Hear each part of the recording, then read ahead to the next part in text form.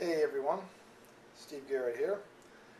Beautiful sunny day in my town, and I just wanted to share with you a little bit. It's a Saturday, so I'm going to do a little Sunday school lesson for you. Not really. I just want to talk about what it's like to give up some of the things that really are you know. And what do you get for what you give up? This idea came to me from the story of Jacob and Esau. It comes from Genesis chapter 25. It seems in that story that Esau was out hunting, and he comes home and he's hungry, and he demanded that his brother Jacob, who was cooking some pretty good stew over the fire, that Jacob give him some of the for dinner because he was hungry. He was too tired. He was too weak to cook. And Jacob's being a somewhat cunning and enterprising sort, he told his brother he would give him some stew, but it was going to cost him dearly. He told Esau that he could have some of his grub if he would simply sell him his birthright. What does that mean in reality? Well, I take it this way.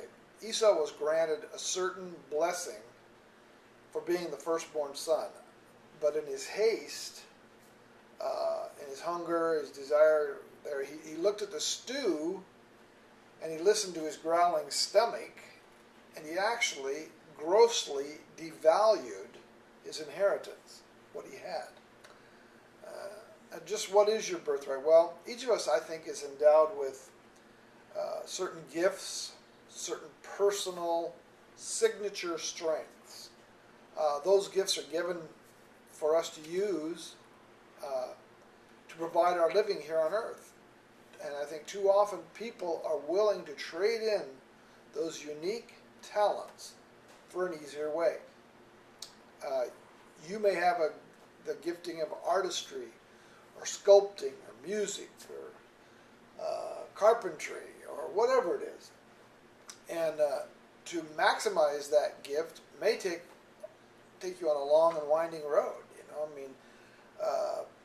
or you can take the shortcut. You can go for the paycheck, which too often people do. After all, the entire corporate world is built on the concept that others will work for you as long as you offer them enough incentive, i.e. wages, benefits, working conditions. And we seldom think about that.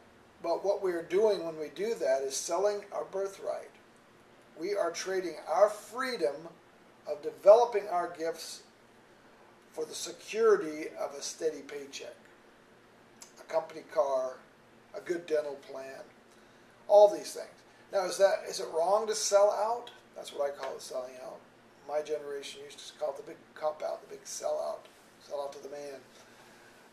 But I'm not saying that working for someone else is wrong. Don't misquote me. But what I am saying is I think it's sad when so many gifted individuals are willing to sacrifice their callings and simply kowtow to a boss.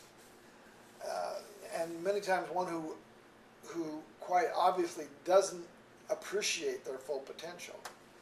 And they end up being paid just the amount it would cost to replace them. And often those individuals who spend their entire life working for someone else,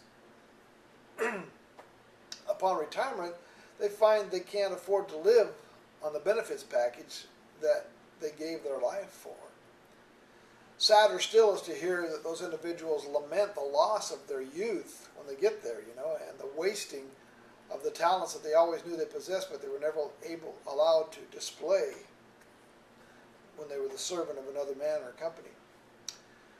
When people come to the end of their working careers and they look back over their time invested in their job, they're very, very often devastated by what little they have to show for their efforts. I'm choosing to rewrite the last few pages of my life story. After drifting for the first 3 decades of my working life, break, that ultimate dream job, that windfall opportunity to fulfill another man's dream, I'm taking a stand. I'm moving toward a goal that actually been knocking at the back door of my mind for at least 15 years. I'm learning to market on the internet. What will you do? I have found an opportunity that grants me the chance to finally garner all of the talents, all the abilities, and the essence of who I am and take it to the marketplace. I'm finding the real me in this experience. I'm no longer holding to the false representation of who I am that was based on the expectations of those who paid my salary. But unlike Esau in the story above, I've decided that my birthright, my God-given talents and abilities were a gift to me from my Creator that are to be used to profit me and sustain me on my journey on this planet.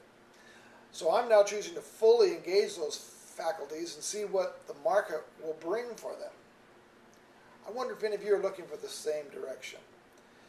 You need not be of my age to be thinking about retirement, or better yet, what I would like to call life on your own terms. It doesn't have to be retirement. It's just a new way of looking at things, as opposed to selling your freedom for security, as what Esau did. And if you're one of those that I'm seeking, that has a desire to fly, to soar, to seek out strange new worlds, to boldly go where no one has gone before, I'm sorry, once a Trekkie, always a Trekkie, then join me in this journey. Click the link below this video and take a look at, or below this blog, and take a look at the video and check it out. Least you can do is give it a whirl, see what it's like. Don't listen to other people. You've done that all your life. I've done it all my life. Start thinking for yourself. Start making decisions based on what you want, what you desire, what's good for you, what's good for your family, what's good for your future, and don't be coming to the end of your working career with an inability to supply for the needs. Be stuck in a nursing home, be put out to pasture, be downsizing from that wonderful house you've had your whole life because you can't afford taxes on it anymore. These are the kind of things that I don't want to have happen to you. And I can help you. I really can. I'm hooked up with a team called the Prosperity Team that can really, really, really help you. I don't belabor any further. Click the button, take a look, and get back to me. All the information is on the blog below. So, peace.